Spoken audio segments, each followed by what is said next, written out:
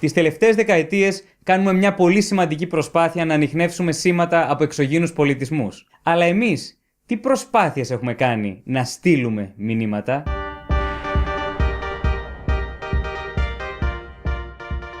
Η αλήθεια είναι ότι είτε το θέλουμε είτε όχι, ένα μεγάλο μέρος της ηλεκτρομαγνητικής ακτινοβολίας που εκπέμπεται στη Γη ταξιδεύει στο διάστημα.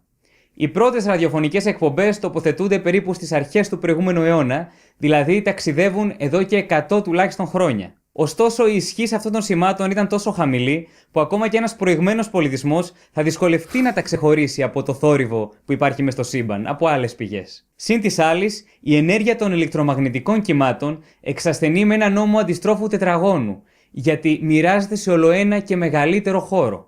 Επομένως, χρειάζεται ένα ισχυρό και στοχευμένο σήμα που να ταξιδέψει προς μια μικρή περιοχή του ουρανού, για να μπορέσει να φτάσει σε πολύ μεγάλες αποστάσεις και να γίνει κάποια στιγμή αντιληπτό από κάποιον φιλόδοξο ακροατή. Ένα τέτοιο μήνυμα ήταν το λεγόμενο μήνυμα του Αρεσίμπο, με πρωτοβουλία των αστρονόμων Carl Sagan και Frank Drake. Το μήνυμα αυτό εστάλει προς το σφαιρικός μήνος Μη 13 σε απόσταση 25.000 ετών φωτός μακριά. Ήταν γραμμένο σε διαδικό σύστημα και μέσα σε 210 bytes περιείχε τους αριθμούς από το 1 μέχρι το 10, σημαντικά χημικά στοιχεία και χημικές ενώσεις, το υλικοειδές σχήμα του DNA, το σχήμα και το ύψος του μέσου ανθρώπου, το σχέδιο του ηλιακού μας συστήματος και ένα σχέδιο του ραδιοτηλεσκοπίου του Αρεσίμπο. Ένα άλλο μήνυμα προς το διάστημα είχε σταλεί το 2008 προς τον μεγάλο βραχώδη πλανήτη Gliese 581c. Οι πρώτες μελέτες σχετικά με αυτόν τον πλανήτη έδειχναν ότι ενδεχομένως να ήταν κατοικήσιμος, κάτι που οι μεταγενέστερες μελέτες έδειξαν ότι δεν είναι πολύ πιθανό. Αλλά όπως και να έχει, το μήνυμα αυτό περιείχε 501 μηνύματα από μέσα κοινωνικής δικτύωσης και στάλει με τη βοήθεια του ραδιοτηλεσκοπίου της Διαστημικής Υπηρεσίας της Ουκρανίας. Το μήνυμα θα φτάσει στον πλανήτη το 2029. Όπως είχαμε πει σε προηγούμενο επεισόδιο, το 1977 είχαμε λάβει ένα περίεργο σήμα από το διάστημα, το οποίο ονομάστηκε Wow Signal.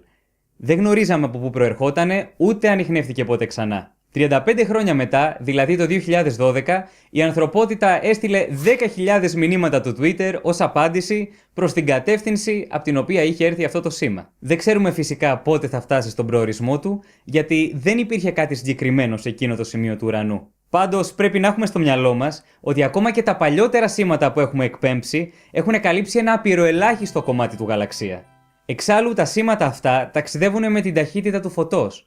Άρα, ένα σήμα που ξεκίνησε πριν από 100 χρόνια έχει καλύψει μια απόσταση 100 ετών φωτός. Αλλά η διάμετρος του γαλαξία μας είναι 100.000 έτη φωτός. Εκτός από τις προσπάθειες αποστολής ηλεκτρομαγνητικών κυμάτων στο διάστημα, υπάρχουν και κάποιες άλλες προσπάθειες επικοινωνίας που έχουν μάλλον συμβολικό χαρακτήρα. Τα διαστημόπλια Pioneer 10 και 11 και Voyager 1 και 2 εκτοξεύθηκαν τη δεκαετία του 70 με σκοπό να εξερευνήσουν τους εξωτερικούς πλανήτες του ηλιακού μας συστήματος. Η συνεισφορά τους πράγματι ήταν τεράστια, είχαν όμως και κάποια πολύ ιδιαίτερα φορτία. Τα Pioneer έχουν πάνω τους δύο επίχρησες πλάκες που περιέχουν ζωγραφιές ανθρώπων, τη θέση μας ως προς 14 γνωστά pulsars και το κέντρο του γαλαξία και την ημερομηνία που ξεκίνησε η αποστολή. Ανάλογες πλάκες υπάρχουν και πάνω στα διαστημόπλια Voyager, με μια πολύ σημαντική διαφορά. Είναι αναλογικοί δίσκοι που περιέχουν ήχους, εικόνες και σχέδια αντιπροσωπευτικά του ανθρώπινου είδους. Τα περιεχόμενα επιλέχθηκαν από τον αστρονόμο Carl Sagan και την ομάδα του και περιέχουν 115 εικόνες, ήχους από τη φύση όπως κεραυνούς, ανέμους, πτηνά ζώα, μουσική από πολλές διαφορετικές κουλτούρες και χαιρετισμούς σε 55 διαφορετικές γλώσσες συμπεριλαμβανομένων και πολλών αρχαίων γλωσσών. Τα περισσότερα σχέδια πάνω στις χρυσές πλάκες των Voyager αφορούν τη θέση του ηλιακού μας συστήματος, αλλά και οδηγίες για το πώς να αναπαραχθεί αυτός ο δίσκος. Το διαστημόπλιο Pioneer 10 ταξιδεύει προς τη γενική κατεύθυνση του άστρου Aldebaran και θα φτάσει εκεί μετά από 2 εκατομμύρια χρόνια. Ενώ το Pioneer 11 ταξιδεύει προς τη γενική κατεύθυνση του αστερισμού της Ασπίδας. Το Voyager 1 είναι το πιο μακρινό ανθρώπινο δημιούργημα, αφού έχει βγει στον διαστρικό χώρο έξω από το ηλιακό μας σύστημα. Ταξιδεύει προς ένα άστρο που βρίσκεται 17,6 έτη φωτός μακριά και θα φτάσει εκεί μετά από 40.000 χρόνια.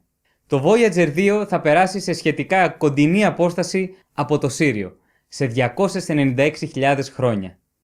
Δεν είναι πολύ πιθανό να βρεθούν αυτά τα διαστημόπλοια από κάποιον εξωγήινο πολιτισμό. Γι' αυτό η αποστολή Voyager έχει παρομοιαστεί από τον Carl Sagan σαν ένα μήνυμα σε μπουκάλι που ταξιδεύει μέσα στον κοσμικό ωκεανό. Τα μηνύματα αυτά θα ταξιδεύουν μέσα στο διάστημα για πάντα. Και ακόμα κι αν κάποτε η ανθρωπότητα πάψει να υπάρχει, αυτά θα συνεχίζουν και θα μαρτυρούνε ότι έστω και για λίγο καιρό εμείς οι άνθρωποι υπήρξαμε.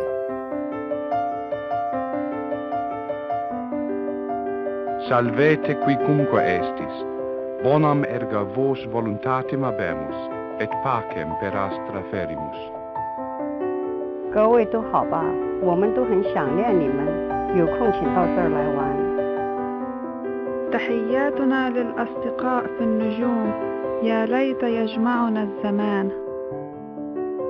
Hello from the children of planet Earth. Oitinis poteste haerete, aerenikos pros philos elelithamen philoi. Τώρα, εάν υπάρχουν εξωγήινοι πολιτισμοί, είμαστε σίγουροι ότι θέλουμε να μας εντοπίσουν? Εδώ οι απόψεις δίστανται. Απ' τη μία έχουμε τη ρομαντική άποψη που την εκφράζει ο Carl Sagan και λέει ότι ένας τεχνολογικά εξελιγμένος πολιτισμός που έχει επιβιώσει για πάρα πολλά χρόνια θα έχει αναπτύξει μια ηθική σεβασμού απέναντι στη ζωή και θα έχει αποτινάξει εντελώς όλα τα βία ένστικτά του. Από την άλλη μεριά, επιστήμονες όπως ο Stephen Hawking εκφράζουν το φόβο τους. Ο Hawking εκφράζει την άποψη ότι στην ανθρώπινη ιστορία, οποτεδήποτε ένας προηγμένος πολιτισμός ήρθε σε επαφή με έναν πιο αδύναμο πολιτισμό, τα αποτελέσματα ήταν καταστροφικά για τον αδύναμο πολιτισμό. Φυσικά δεν ξέρουμε κατά πόσο οι αναλογίες από την ανθρώπινη ιστορία μπορεί να έχουν εφαρμογή σε κάποια εξωτική, άγνωστη ζωή που βρίσκεται στο διάστημα. Θα σας αφήσω με μία τελευταία σκέψη. Μέσα στην επόμενη πενταετία θα έχουμε τη δυνατότητα να ανιχνεύσουμε ίχνη ζωής μέσα στις ατμόσφαιρες εξωπλανητών, πλανητών δηλαδή γύρω από άλλα άστρα. Εάν εμείς που είμαστε στην αρχή μόλις της διαστημικής εξερεύνησης φτάσαμε σε αυτό το επίπεδο, τότε κάποιος πολύ προηγμένος πολιτισμός που βρίσκεται χιλιάδες ή και εκατομμύρια χρόνια μπροστά δεν θα έπρεπε ήδη να γνωρίζει ότι η Γη κατοικείται? Εδώ τελείωσε το επεισόδιο για τα μηνύματα της ανθρωπότητας στο διάστημα. Περιμένω φυσικά και τις δικές σας απόψεις στα σχόλια. Εάν σας άρεσε το βίντεο μπορείτε να κάνετε like και subscribe και φυσικά θα τα ξαναπούμε στο επόμενό μας επεισόδιο. Γεια χαρά!